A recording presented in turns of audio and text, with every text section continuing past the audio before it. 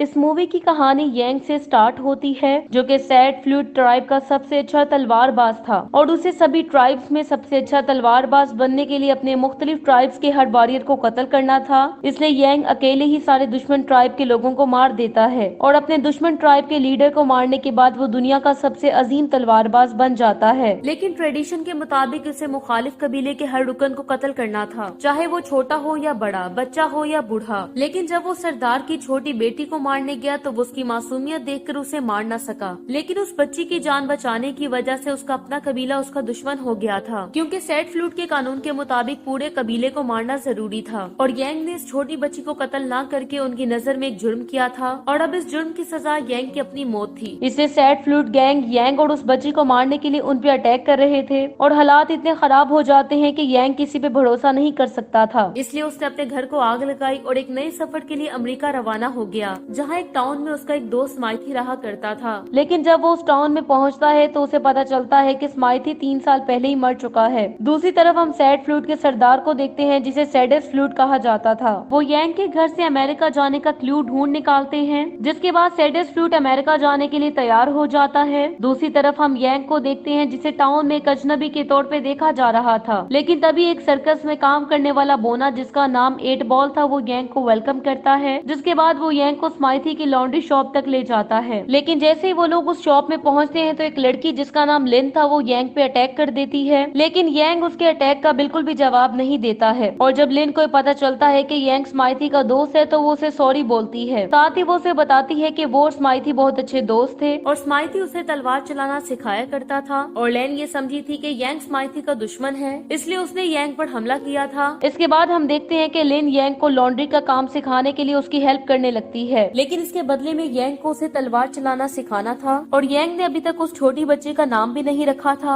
इसलिए लिन उसका नाम अप्रैल रख देती है। नेक्स्ट डे हम देखते हैं कि यांग लॉन्ड्री शॉप की सफाई करता है, जिसके बाद वहाँ पे 3 नौटी लड़के आ जाते हैं और यांग को तंग करने लगते हैं। लेकिन तभी वहाँ पे 8 बॉल आ जाता है, जो कि उन लड़कों को वहाँ से भगा देता है। जिसके बाद वो लंच के लिए अप्रैल और यांग को सर्कस आने के लिए इनवाइट करता है, लेकिन रास्ते में यांग देखता है कि लिन नाइफ चलाने की प्रैक्टिस कर रही है, लेकिन उसका निशाना इंतहाई खराब था। जिसके बाद हम सर्कस में एक और आदमी को देखते हैं, जिसका नाम रॉन था, जो कि यांग के टाउन में आने पर खुश नहीं था। वो यांग के वहाँ आने पे एतराज करता है, लेकिन सर्कस के बाकी लोग यांग को वेलकम कहते हैं। वापसी पर यांग लिन के घर के बाहर से गुजरते हुए म्यूजिक सुनने लगता है और जब लिन को पता चलता है कि बाहर कोई है तो वो यांग को घर में आने के लिए इनवाइट करती है। यांग, जिसकी सारी उम्र जंग में गुजरी थी, उसने पहली दफा म्यूजिक सुना था और ये उसके लिए निहायत खुशगवार तजर्बा था, इसलिए वो उस म्यूजिक को काफी इंजॉय करने लगता है। नेक्स्ट सीन में हम देखते हैं कि यांग उस टाउन में एक आम इंसान की तरह जीना शुरू कर देता है और जिंदगी की छोटी छोटी बातों से खुश रहने लगता है। आहिस्ता आहिस्ता टाउन के लोगों का रवैया भी यांग के साथ अच्छा होता जा रहा था। यांग अब दिन रात मेहनत करने लगता है और उसने वहाँ पे बड़े प्यार से फूलों का एक बाग भी बना लिया था। वो अक्सर लिन और अप्रैल के साथ एक टूटे हुए झूले पर बैठ के सनसेट को एंजॉय करता था। उसे हमेशा लगता था कि ये जिंदगी के इख्तिताम के बाद एक नई शुरुआत है और उसे ये बात भी समझ आ गई थी कि चीजों को डिस्ट्रॉय करने की बजाय उन्हें बिल्ड करने में ज्यादा सुकून है। एक दिन यांग ने लिन को कब्रिस्तान जाते हुए देखा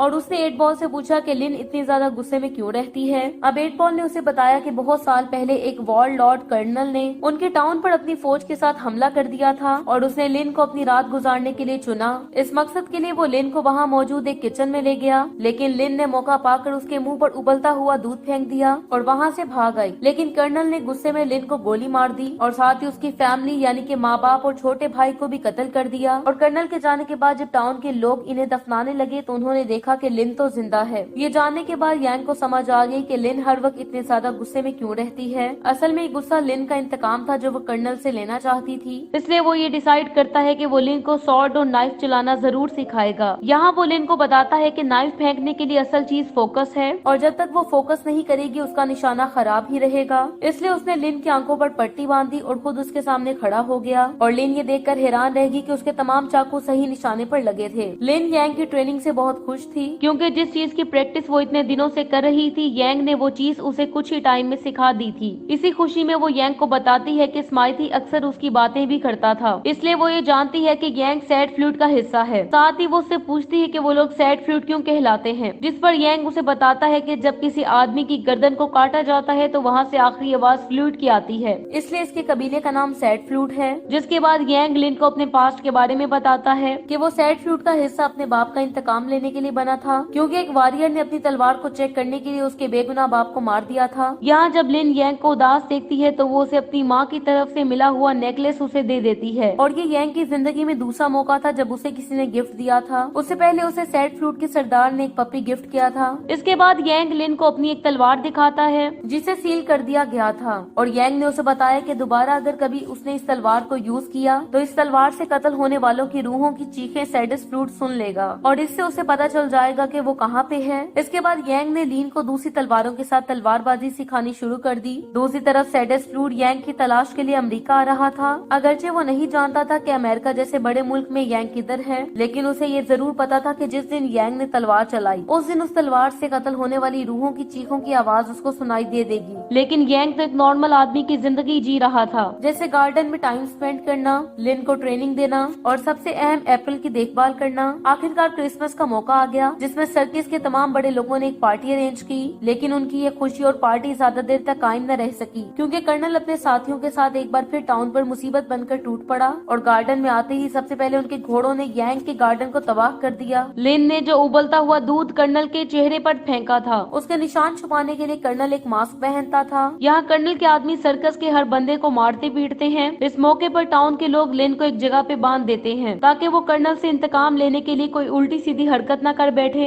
लेकिन लिन एक नाइफ की हेल्प से अपनी रस्सी काट देती है। दूसरी तरफ यांग इस सोच में था कि वो अपनी तलवार को यूज करे या उसे कवर में बंद ही रहने दे। दूसरी तरफ कर्नल ने एक औरत को अपने लिए चुना, लेकिन जब उसके खामन ने रोका तो उसने उसे शूट कर दिया, लेकिन इससे पहले कि कर्नल कुछ करता उसके कमरे में सजी सजाई लिन आ गई। दूसरी तरफ टाउन के भी सभी लोगों को पता चल गया कि लिन आजाद हो गई है, और यकीनन वो कर्नल से इंतकाम लेने के लिए ही गई है। अब लिन को खतरे में देखकर यांग ने फैसला किया कि अब वो वक्त आ चुका है कि वो अपनी तलवार को दोबारा इस्तेमाल करेगा, और जैसे वो उस तलवार को कवर से बाहर निकालता है तो सैडस फ्लूट को यांग का पता चल जाता है, और उसे पता चल गया कि यांग कहाँ पर मौजूद है। अब लिन ने जैसे कर्नल पर वार करने के लिए चाकू निकाला तो कर्नल उसे पहले ही पहचान गया था। इसके बाद कर्नल के आदमियों ने आकर लिन को पकड़ लिया, लेकिन तभी वहाँ यांग आया और उसने अपनी तलवार से मौजूद वहाँ सभी लोगों को कत्ल कर दिया। लेकिन जिस वक्त वो कर्नल को कत्ल करने लगा तो लिन ने उसे रोक दिया कि ये उसका शिकार है और वो ही इसे कत्ल करेगी। लेकिन इस मौके पर कर्नल ने लिन को एक ह्यूमन शील्ड के तौर पर इस्तेमाल किया और उसके साथ खिड़की से नीचे छलांग लगा दी। इसके बाद एक घोड़े पर सवार होकर कर्नल वहाँ से भागने की कोशिश करने लगा, लेकिन लिन ने उसे चाकू से निशाना बना डाला और वो उसे घोड़े से नीचे मार गिराने में कामयाब हो गई। लेकिन जब उसके चेहरे से मास्क उतारा गया तो पता चला ये तो कोई और आदमी है, और कर्नल वहाँ से भाग जाने में कामयाब हो गया है। अब कर्नल के जाने के बाद यांग ने फैसला किया कि सैडस फ्लूट अब उसे जान चुका है, इसलिए उसका वहाँ से चले जाना ही ठीक है ताकि वो टाउन के लोगों को मजीद खतरे में न डाल सके। लेकिन इस मौके पर 8 बॉल ने उसे समझाया कि टाउन तो पहले से ही खतरे में है, क्योंकि अगर वो वहाँ से चला भी जाए तो भी कर्नल अपनी फौज के साथ एक दफा वहाँ जरूर आएगा और वो टाउन के सभी लोगों को कत्ल कर देगा, इसलिए उन्हें इसकी जरूरत है। और जब टाउन के लोग पूछते हैं कि वो कर्नल की आर्मी से कैसे लड़ सकते हैं तो 8 बॉल उन्हें बताता है कि उनके पास रॉन भी है। अब रॉन उनकी मदद करेगा, क्योंकि किसी जमाने में रॉन एक बहुत ही खतरनाक काउबॉय रह चुका है, लेकिन किसी वजह से उसने जुर्म की दुनिया छोड़ दी थी और इसके बाद उसने 8 बॉल की हेल्प से अपनी तमाम गन्स और वेपन्स दफन कर दिए थे। अब वो सब लोग मिलकर जमीन खोदते हैं और रॉन के वेपन्स बाहर निकालते हैं, जिसके बाद रॉन उन्हें दिखाता है कि वो आज भी उतना ही अच्छा निशानेबाज है जितना वो पहले था। दूसरी तरफ लिन को ये अंदाजा हो जाता है कि इस लड़ाई के खत्म होने के बाद यांग यहाँ से चला जाएगा, इसलिए वो यांग को ये बताती है कि वो अपनी बाकी की लाइफ उसके साथ गुजारना चाहती है और अगर वो यहाँ से जाना ही चाहता है तो वो उसे भी अपने साथ ले जाए। जिसके बाद हम देखते हैं कि रॉन और यांग दुश्मन से बचने के लिए एक जबरदस्त प्लान बनाते हैं और सभी रास्तों पे बॉम्ब लगा देते हैं। यहाँ रॉन यांग को बताता है कि उसे हमेशा से लगता था कि वो एक वॉरियर है, क्योंकि एक वॉरियर ही दूसरे वॉरियर को पहचान सकता है। इसके जवाब में यांग उसे कहता है कि वो भी जानता था कि रॉन एक वॉरियर ही हो सकता है। यहाँ रॉन ने यांग को ये भी बताया कि एक लड़ाई में उसकी बीवी मारी गई थी और मरने से पहले उसने यांग से वादा लिया था कि वो आइंदा कोई भी गैर कानूनी काम नहीं करेगा और वो गन को हाथ नहीं लगाएगा, और अगर आज वो गन को हाथ लगाएगा तो इसका मतलब ये है कि वो अपना वादा तोड़ रहा है, और अगर आज वो अपना वादा तोड़ रहा है तो उसे इसका काफी अफसोस है। लेकिन यांग उसे तसल्ली देता है कि उसने अपना वादा एक अच्छे काम के लिए तोड़ा है, इसलिए उसकी बीवी नाराज नहीं होगी। ये सुनकर रॉन उसे ये एडवाइस करता है कि एक वॉरियर को कभी किसी से प्यार नहीं करना चाहिए और अगर उसे किसी से सच्ची मोहब्बत हो तो उसे चाहिए कि वो उससे दूर रहे, क्योंकि एक वॉरियर की जिंदगी हमेशा खतरात और मुश्किलात में रहती है। इसलिए बेहतर ये है कि वो अपने प्यारों को इस खतरे में ना डाले। अगले दिन तमाम टाउन और यांग दुश्मन के हमले के लिए तैयार थे, लेकिन इससे पहले वो लोग अप्रैल को एक सीक्रेट जगह पे छुपा देते हैं, जिसके बाद यांग रास्ते में खड़ा होकर कर्नल का वेट करने लगता है, जबकि रॉन उसे उसी टूटे हुए झूले पर मोर्चा संभाले बैठा था।